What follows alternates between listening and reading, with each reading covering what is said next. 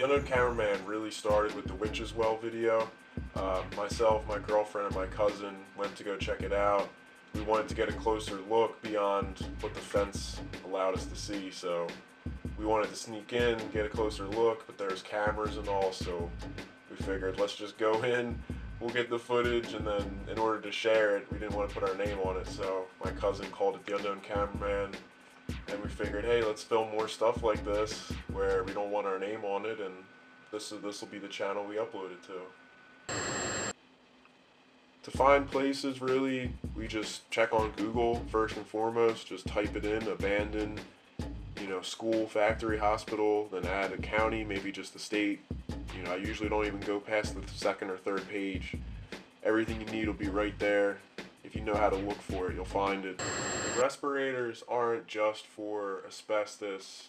We really wear it, not even for lead paint, but for mold, shit, piss, things like that. The animals, over all the years that have been in that building and left droppings, it's dried out and it just floats in the air. The air quality in these abandoned buildings are terrible. There's mold growing that if any of this gets in your lungs, it could kill you within months. Strangest find now would probably be the blood slides. I thought that was incredible. Finding blood slides just like out of the show Dexter in the basement of an abandoned psychiatric hospital after the blood slides had been there for 40 years, over 40 years. That was pretty weird. We probably found weirder stuff, but that was very cool. Mostly overseas, a lot of the places I want to explore, there's a nightclub, there's an animal testing lab, all things in Europe.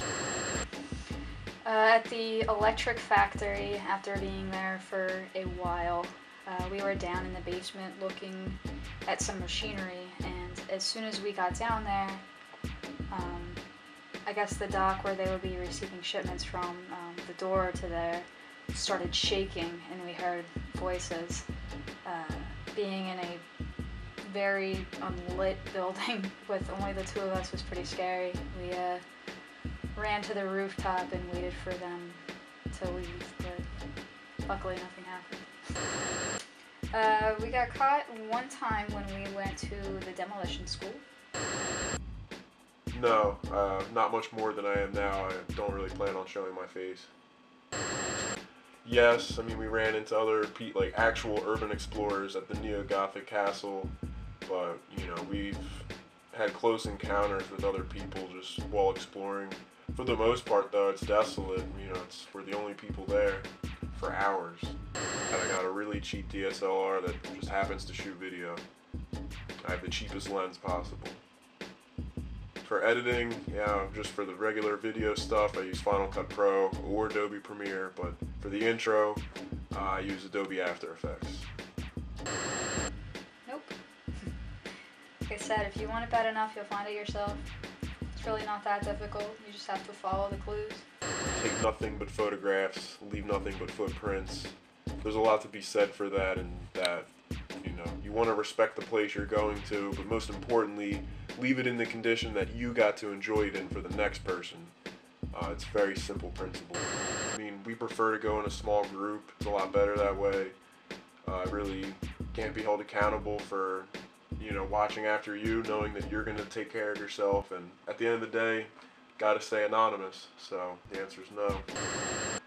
At first we distorted it way too much, we didn't really want anybody's name attached to this. It was just these videos we were going to share online.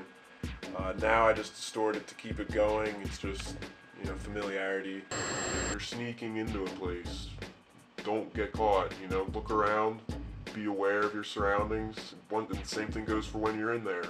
Be listening for animals, people, cracking of the foundation, anything. Just be very aware of your surroundings, use good judgment.